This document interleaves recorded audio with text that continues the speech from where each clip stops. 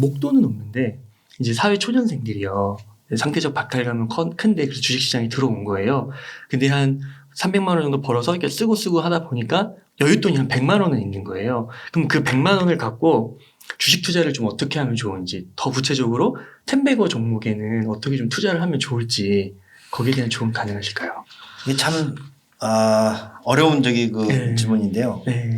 최근에 제가 이제 MZ 세대 투자법이라고 하는 이 방송을 하기 위해서 네. 좀 자료를 좀 찾아보던 그 중이었었는데 네.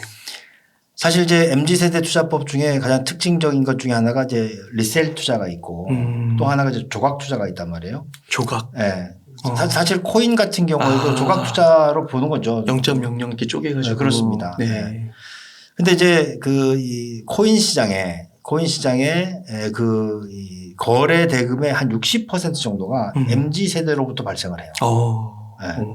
근데 더 놀라운 것은 MZ 세대의 평균 계좌 금액이 360만 원 정도 됩니다. 60%가 차지하고 있는데 네, 거래 금액은 1인당 갖고 있는 금액이 360만 원. 평균적으로. 너무 작은 거 아니에요? 이 얘기는 뭐냐면 소액을 가지고 속된 말로 뺑뺑이를 계속 돌리고 있다는 거거든요. 그러니까 잠 안 자고 그러니까 이제 사회 병리 형상도 생기고 있는데 그래서 제가 이제 공자님 말씀 같고 또 속된 말로 꼰대 같은 얘기지만 지금까지 투자법을 그렇게 해서 성공한 사람은 본 적이 없어요. 그래서 시드머니를 먼저 만들어라. 그리고 이 젊은 사람들 특히 2030 세대들한테는 좀 뜬구름 잡는 얘기인지 모르겠지만 자신의 밸류를 높이는 게 중요합니다. 네. 그러니까 자신의 뭐 취업도 잘 안 되고 어려움이 있지만 그럼에도 불구하고 자기의 핵심 역량을 먼저 기르는 것이 우선이고 그리고 그 핵심 역량으로부터 시드머니를 모으고 360만 원짜리를 매번 돌려봐야 이게 그 1억 10억 안 되거든요. 하지만 시드머니를 좀 해서 담은 한 3천만 원이라도 만들어서 투자를 한다면 그러면 이제 10배가 되면 3억이잖아요. 네. 그렇죠?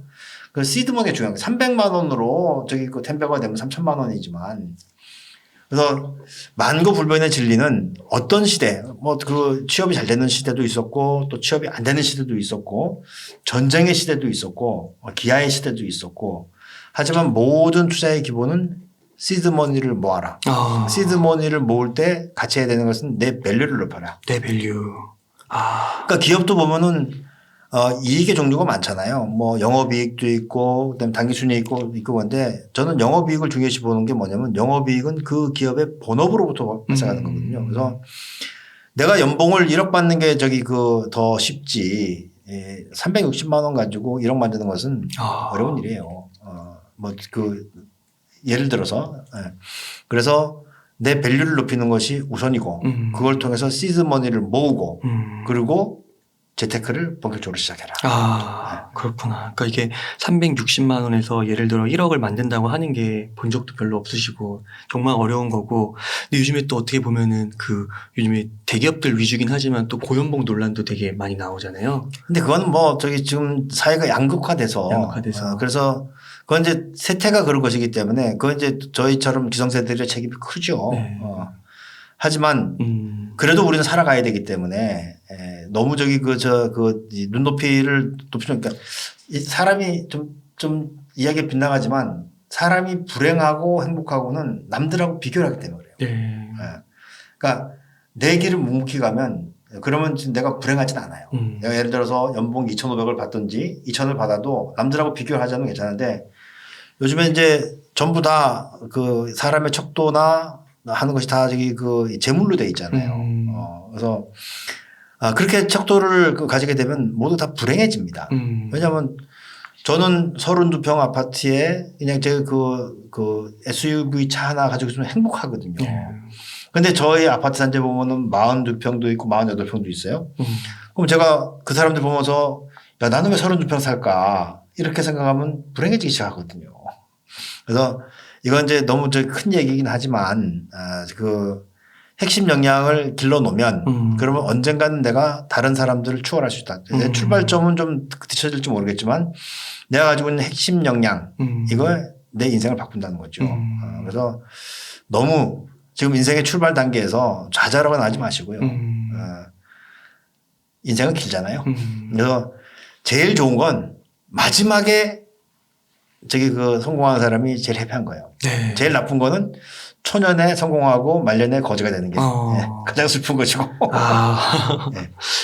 그래서 핵심은 종잣돈 그 시드머니는 자기 실력, 내 밸류에서 좀 의미 있는 규모로 만드는 그렇습니다. 게 중요한 거고. 그래야지 인생이 윤택해지는 거죠. 그러면 이제 월 여윳돈도 이제 100만 원이 아니라 그게 200만 원, 300만 원 늘어날 수 그렇습니다. 있는 거고, 그럼 그걸 적절하게 또 텐베거 주식과 또 우량주 주식과 이런 여러 가지 자산에 투자하면 되는 거고. 그러니까 만고불변의 진리가 그렇잖아요. 이제 우리가 눈을 뭉칠 때 주먹만한 거 가지고 언제 눈사람 만들겠습니까? 네. 많이 좀 모아가지고 한번 굴릴 때 많이 묻어야지 금방금방 눈사람 만들듯이. 지금 뭐 투자의 왕도 특히 주식 시장에서 내지는 매매 시장에서 매매를 계속 해가지고 큰 돈을 버는 사람은 워런 버핏밖에 없다고 생각하셔야 돼요. 예. 이거는 우리 주식으로 큰 돈 번 사람들은 돌아보세요. 저기 전부 다 IPO 통해서 또 회사를 만들어서 저기 그 큰 돈 번 사람들이거든요. 시장에서 매매를 통해 가지고 한 사람들은 극히 드뭅니다. 이건 제가 볼 때는 전체 투자자의 0.1%도 안 돼요. 그래서 매매를 줄이고 그리고 종잣돈을 모아라. 35년 동안 이렇게 지켜봐 보시면서 정말 수많은 사례들을 봐오셨을 것 같거든요. 실패 사례를 많이 봤죠. 예, 실패 사례도 많이 보고 또 말씀하신 대로 엄청 잘 나가다가 한 방에 또 뭐 한 방은 아니더라도 이렇게 계속 쇠락의 길을 걸으신 분도 많으실 것 같고요. 그 장기간 인생을 보면서 주식 투자로 성공하는 그 원칙 그런 거 한번 딱 짚어주실 수 있으면 너무 좋을 것 같습니다. 뭐 마인드 뭐 이런 좀 큰 얘기더라도. 예. 제가 이제 과거에 제가 이제 젊었을 때 공부를 할 때 또 내지는 이제 젊었을 때 투자를 처음 배울 때 이때는 경제 이해력이 성패를 가른다. 이런 믿음이 있었어요. 그 믿음은 지금도 가지고 있습니다. 하지만 지금 이제 저도 대체로 은퇴할 나이가 다 돼 왔거든요. 이제 그 사회로부터. 물론 이제 개인적으로 은퇴를 하는 건 아니지만 지금 와서 돌이켜보면 경제 이해력 시험, 경제 이해력보다도 더 중요한 게 있다. 이게 바로 멘탈이다. 그래서 주식 투자는 실제로 멘탈이 누가 더 강건하냐에 따라서 성공과 실패가 나눠진다고 볼 수가 있어요. 예를 들면 이런 겁니다.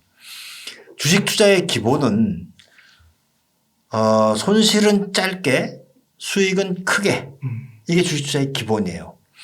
그런데 사람들이 멘탈이 흔들리기 시작하면 손실을 짧게 가져가지 못해요. 손절매를 못한다는 얘기죠. 그런데 더 큰 문제는 수익을 낼 때도 충분히 수익을 못 냅니다. 예를 들어서 10% 올라갔어요. 팔고 싶어. 네, 안달이 납니다. 온갖 생각이 다 들어요. 지금 금리 1%대인데 10%면 10년치 이자인데 이렇게 되다 보면은 냅다 팔아버립니다. 근데 사실 보면은 우리가 이제 그 매매를 할 때 기본은 그 무릎에 사고 어깨에 팔려고 하잖아요. 근데 이 격언의 의미를 좀 곱씹어 봐야 될 필요가 있는데 왜 무릎이고 왜 어깨인가. 사람들 이제 이쪽 저기 이 무릎에 여기 어깨를 생각하시는데 그게 아니고요. 여기 그 무릎은 여기 어깨. 네. 그러니까 이제 이게 숨어 있는 뜻은 뭐냐면 남자들 요 머리에 상투가 있잖아요. 그러니까 주가의 상투를 확인하라는 겁니다. 그러니까 이제 매번 바뀌어야 되는 거죠. 일단 손절매는 반드시 해야 되고 하지만 이제 뭐 삼성전자라든지 이렇게 확실히 다시 회귀할 수 있는 그런 종목들은 일단은 괜찮지만 좀 조금 불안한 종목들은 언제든지 떨어지면 떨어지는 이유가 있는 거니까 손절을 해야 되고 그 다음에 수익을 낼 때는 10% 올라가면 안달할 것이 아니고 나는 이거는 안 벌어. 나는 본전에 팔 거야. 그리고 20% 올라가면 위에 10% 떼고 난 10%만 벌 거야. 그리고 50% 올라가면 난 40%만 벌을래. 100% 올라가면 이제 위에 또 융통성을 줘야 되니까 난 80%만 벌 거야. 예를 들어서 5배가 올라갔어요. 난 4배만 먹을 거야. 10배가 올라갔어요. 난 8배만 먹을 거야. 이렇게 되면은 어떻게 되면 이 상투를 확인할 수 있는 방법이 되거든요. 그러니까 이거를 기다리는데 멘탈리 로버스트 해야 돼요. 즉 멘탈이 강건해야 돼요. 그렇지 않으면 우리는 발바닥에 사서 복숭아뼈 팔고 나는 경우가 많아요. 네. 그래서 멘탈을 잡는 것이 중요하고 그래서 2000년 이후에 매년 노벨 경제학상을 받는 학자들을 보면은 꼭 행동 경제학자들이 다 껴 있습니다. 네. 행동 경제학자들이라고 하는 사람들은 인간이 시장에서 이 불합리한 사고를 했을 때 어떤 적이 그 실패를 하는지를 이제 알아내고 그걸 해결할 수 있는 방법들을 다 제시하는 사람들이거든요. 네. 그만큼 이제 그 투자도 심리학적으로 많이 연구가 돼 있고 그래서 이 심리적으로 강건한 그런 상태를 만들기 위해서 하는데 이거는 단계에 되지 않습니다. 그래서 욕심을 버리고 핵심을 따라가는 거죠. 그 핵심이라고 하는 것은 역시 기업 가치고 기업 가치는 절대 하루아침에 바뀌지 않는다. 네. 워런 버핏의 스승이 있어요. 그 스승 이름은 바로 벤자민 그레이엄이고 네. 벤자민 그레이엄이 이제 가치 투자의 아버지예요. 근데 그분의 책을 읽어봐도 그래요. 적어도 3년, 5년 동안은 가지고 있어라. 그런데 5년이 지난데도 불구하고 만약에 내 생각대로 움직이지 않으면 내가 잘못 생각한 것이다. 적어도 5년까지는 끌어보라는 얘기거든요. 가치 투자의 아버지 얘기예요. 네, 그러네요. 그래서 우리가 경제를 잘 이해하는 것도 중요하지만 뭐 경제 모르고 투자하기는 어려운 거니까 그거보다 더 중요한 것은 내가 멘탈 관리를 잘하는 것이다. 네. 그래서 멘탈 관리를 잘하기 위해서는 이제 급하지 않아야 되거든요. 첫 번째 남의 돈으로 투자하지 않는다. 남의 돈으로 투자하지 않는다라고 하는 대출 받지 말라는 겁니다. 왜냐하면 대출을 받게 되면 대출은 항상 만기가 있잖아요. 그러면 만기 때가 다가오면 팔아야 되는 거죠. 심리가 흔들려요. 그다음에 두 번째는 어느 정도의 규모를 가지고 하느냐. 조금 전에 이제 MZ세대 얘기도 했었지만 사람마다 이거는 상대적인 금액이 있는 거예요. 예를 들면은 내가 지금 주식에 투자하고 있는 돈을 다 잃더라도 내 생활에 전혀 변화가 없어야 돼요. 그래야지만 멘탈이 흔들리지 않는 거예요. 근데 내가 좀 무리하게 투자를 해가지고 하루아침에 그냥 뭐 아파트 저기 평수가 바뀐다든지 예? 그렇지 않으면 자동차 배기량이 바뀐다든지 이렇게 되면 심리적으로 당연히 흔들리겠죠. 이런 저기 그 심리 상태를 가지고서는 투자를 할 수가 없다. 그래서 남의 돈 가지고 하지 않고 또 내가 감내할 수 있을 정도의 그 수익을 낼 수 있는 돈 이게 필요하고 그리고 이제 저는 개인적으로 최근에 또 좀 많이 권해드리고 있는 것 중에 하나는 현금 추출 전략을 써라. 이런 얘기를 합니다. 요즘 시장에서는 잘 안 맞을 수 있을 것 같긴 한데 예를 들면은 제가 3천만 원을 가지고 투자를 했어요. 그러면 주가가 올라갔습니다. 올라가면은 수익금을 빼요. 그래서 어디로 가느냐? 적금 계좌로 갑니다. 그래서 이제 올라가면 빼놓고 올라가면 빼놓고 그래서 몇 번 빼고 나면은 내가 가지고 있는 돈은 100% 전부 다 수익금이에요. 이건 다 날려도 되는 거거든요. 네. 그래서 전 그렇게 투자하는 것도 하나의 방법이고 그게 또 어렵다면은 적어도 돈이 저기 이제 수익이 나면은 제가 요즘에 제일 싫어하는 얘기가 묻고 따블로 가요.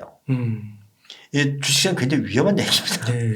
빨리 돈을 벌고 싶으니까 수익이 난 것도 묻어서 따블로 가고 또 따블로 가고 이렇게 하면 금방 돈을 벌 것 같잖아요. 절대 그런 일이 벌어지지 않습니다. 그러다 한 방에 가는 건가요? 그렇습니다. 그래서 저는 그럴 때는 자산을 유형화하라 이런 얘기를 하는데 뭐 말이 어려워서 유형하지 올라가면 한 150만 원 빼서 냉장고 하나 바꾸고 예? 그다음에 또 좀 올라가면 또 200만 원 빼서 세탁기 하나 바꾸고 또 올라가면은 TV 하나 바꾸고 좀 더 많이 올라가면 자동차 하나 바꾸고 이렇게 되면 이제 내 그 주위에 주식 투자로부터 아름다운 기억들이 많잖아요. 네. 냉장고를 보면서 세탁기를 보면서 내 차를 보면서 그럼 이제 이렇게 저기 그 좋은 기억들이 많은 사람들이 투자에 성공하게 되는 것이지 맨날 보면은 뭐 나는 저기 그 돈을 벌었던 것 같은데 다시 보면은 한 푼도 내 수익이 남아있지 않고 이렇게 되면 이제 주식으로부터 상처를 받게 되거든요.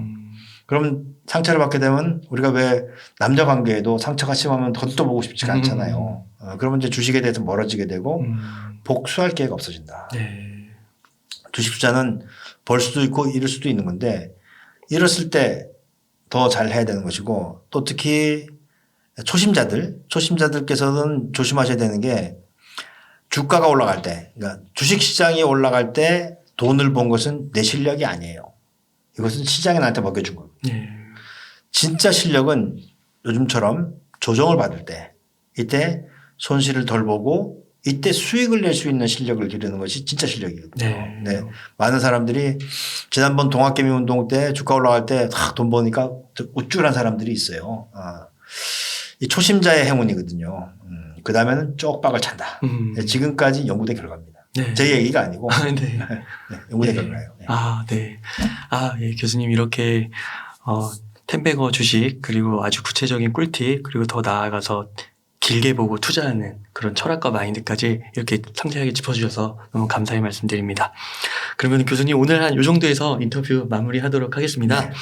이렇게 해서 텐베거 1000% 수익 바이블의 저자이신 강병욱 교수님을 모시고 이야기를 나눠봤습니다. 긴 시간 동안 유익한 인사이트 많이 나눠주셔서 감사의 말씀드립니다. 오늘 고생 많으셨습니다. 고맙습니다. 예, 감사합니다.